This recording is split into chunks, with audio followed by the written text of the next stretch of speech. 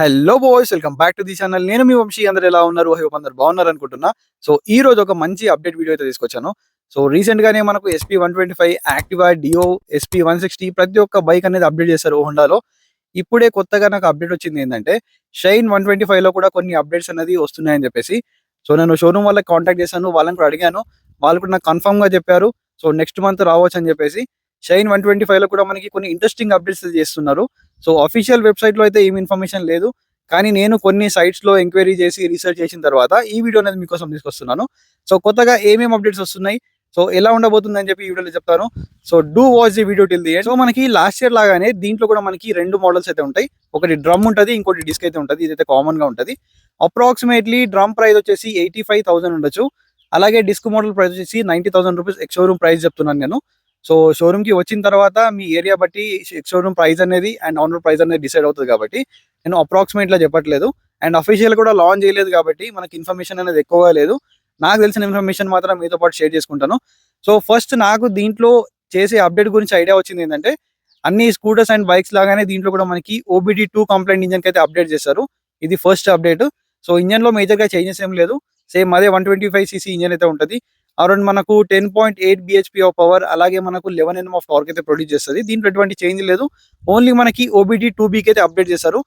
దాంతో కంపేర్ చేసుకుంటే మనకి జస్ట్ OBD2B జస్ట్ ఒక సెన్సర్ అనేది అప్డేట్ చేశారు అంతే. మిగతా అంతా కూడా సేమ్ టు సేమ్ ఉంది. అండ్ సెకండ్ అప్డేట్ గురించి మాట్లాడితే, చాలా మంది అనుకుంటున్నారు ఏంటంటే, ఏదైతే మనకు రీసెంట్ గా SP 125 వచ్చింది కదా, దాంట్లో ఉన్న మీటర్ ఇస్తారు అనుకుంటున్నారు. కానీ ఆ మీటర్ అయితే డెఫినెట్ గా ఇవ్వరు. 110% నేను గ్యారంటీ ఇస్తున్నాను, ఆ మీటర్ అయితే అస్సలు ఇవ్వరు. సో ఏ మీటర్ ఇస్తారని అంటే, మనకి లాస్ట్ ఇయర్ మోడల్లో ఏదైతే SP 125 లో డిజిటల్ మీటర్ ఉంది కదా, వితౌట్ బ్లూటూత్ కనెక్టివిటీ, ఈ మధ్య హోండా లివోలో కూడా ఇచ్చారు. సేమ్ అదే మీటర్ తో పాటు వస్తుంది. ఎటువంటి చేంజ్ ఉండదు. దాంట్లో ఏంటంటే మనకు రియల్ టైం మైలేజ్ కానీ, average fuel economy, eco indicator, gear position indicator ఇలాంటి ఫీచర్స్ ఉంటాయి. అంతేగాని మనకు TFT మీటర్, బ్లూటూత్ కనెక్టివిటీ ఇలాంటి ఫీచర్స్ అయితే రావు. సో బేస్ మోడల్లో ఏంటంటే నాకు తెలిసి సేమ్ మీటర్ ఇవ్వకపోవచ్చు, ఓల్డ్ అనలాగ్ మీటర్ ఇవ్వచ్చు. అదే డిస్క్ మోడల్లో మనకి ఈ మీటర్ అనేది ఇవ్వచ్చు. లేదా 2 బైక్స్ లో కూడా మనకు సేమ్ మీటర్ అనేది ఇవ్వచ్చు. దాని గురించి కన్ఫర్మేషన్ అయితే లేదు. అండ్ ఇంకొక అప్డేట్ గురించి మాట్లాడితే, మనకు టైప్ సి ఛార్జింగ్ పోర్ట్ అనేది ప్రొవైడ్ చేస్తారు డెఫినెట్ గా. అది మనకు డ్రమ్ మోడల్ అయితే ప్రొవైడ్ చేయరు, ఓన్లీ డిస్క్ మోడల్ ప్రొవైడ్ చేస్తారు. అది కూడా 15 watts type C charging port ఇస్తారు కాబట్టి, సో ఆన్ ది వేలో మీరు ఛార్జ్ అయితే చేసుకోవచ్చు.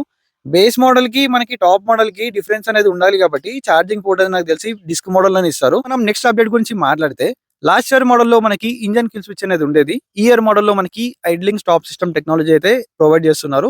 ఇంజన్ కిల్ స్విచ్ అనేది రిమూవ్ చేశారు. దీనివల్ల మనకి అడ్వాంటేజ్ ఏంటంటే ఫ్యూల్ సేవింగ్ లో యూజ్ అవుతుంది. నార్మల్ గా మీరు సిటీ ట్రాఫిక్ లో నడుపుతున్నారు, అనుకోకుండా మీరు సిగ్నల్ దగ్గర ఆగారు, లేకపోతే ఇక్కడ ఆగారు. సో మీ బైక్ ని గేర్ లో ఉండనివ్వండి, అలాగే న్యూట్రల్ లో ఉండనివ్వండి, ఒక 3 to 5 సెకండ్స్ లో బైక్ అనేది ఆటోమేటిక్ గా ఆఫ్ అయిపోతుంది. మళ్ళీ మీరు థ్రాటిల్ ఇవ్వగానే బైక్ అనేది స్టార్ట్ అయిపోతుంది. సో దీనివల్ల ఏంటంటే మనకి ఫ్యూల్ సేవింగ్ లో యూజ్ అవుతుంది. దీనివల్ల ఏంటంటే మైలేజ్ కూడా కొంచెం ఇంప్రూవ్ అయ్యే ఛాన్సెస్ అయితే ఉన్నాయి. ఇంజన్ కిల్ స్విచ్ అయితే రిమూవ్ చేశారు. ఒకవేళ మీరు డైరెక్ట్ ఇంజన్ ఆఫ్ చేయాలంటే కీతోనే ఆఫ్ చేయాలి. ఇది ఒక అప్డేట్ అయితే చేశారు.